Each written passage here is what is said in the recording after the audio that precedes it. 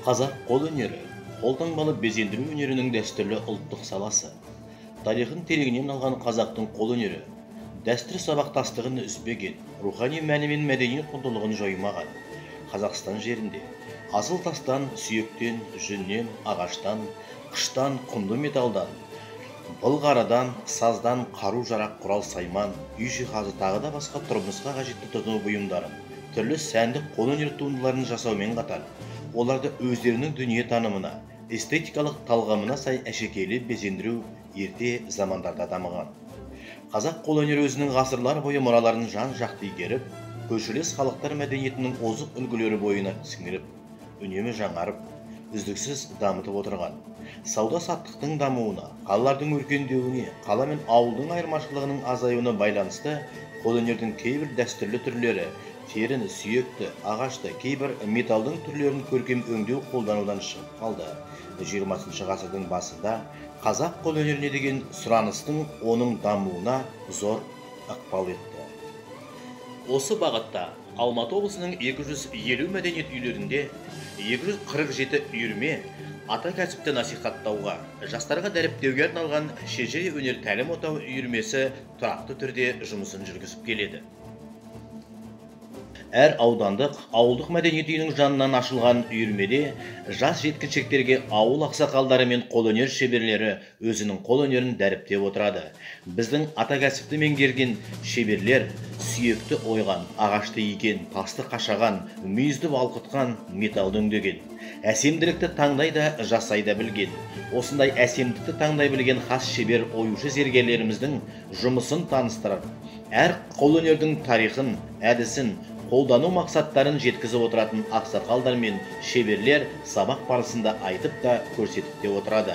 Ал ағаш өңдеуді кәсіп еткен шеберлерді халық олардың жасайтын бұйымдарына қарай үйші, ерші, арбашы, ұста, саз аспапшы, зергер деп жатса, ал тері өңдеу кәсіпшілігі қолөнердің арасында жетекші орын алған.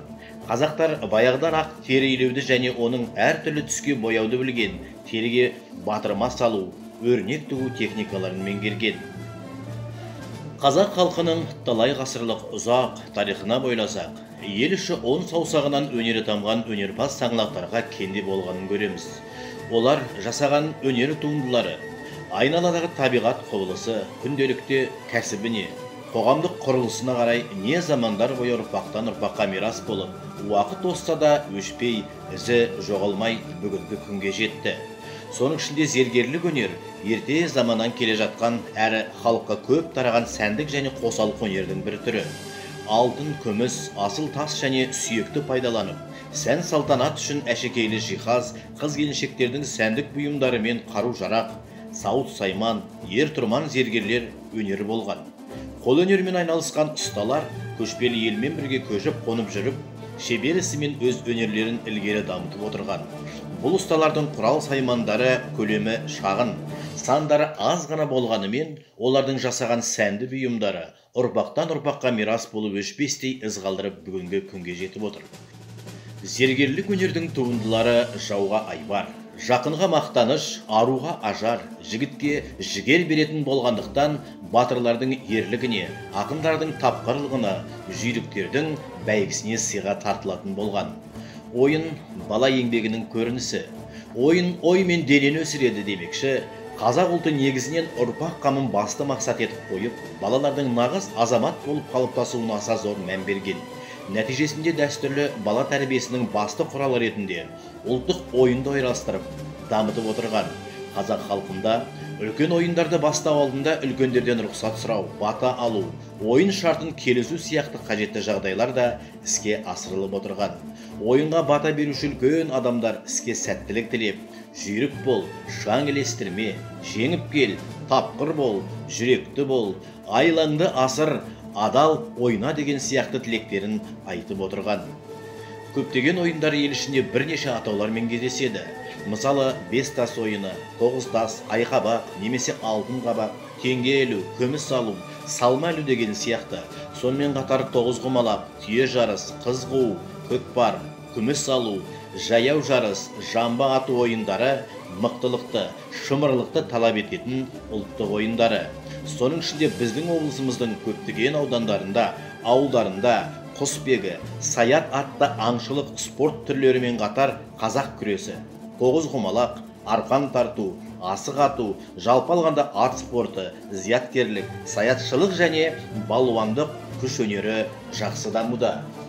Облыс бойынша осы үйірме жұмысын жандандыру мақсатында ауылым алтын бесігім атты ауылдық мәдениет үйлері мен клубтар арасындағы облыстық байқау барысында үйірме жұмыстары нақты көрсетіліп, ондағы толық жұмыстың жүргізілу тәртібі мен жемісін нақты көруге болады.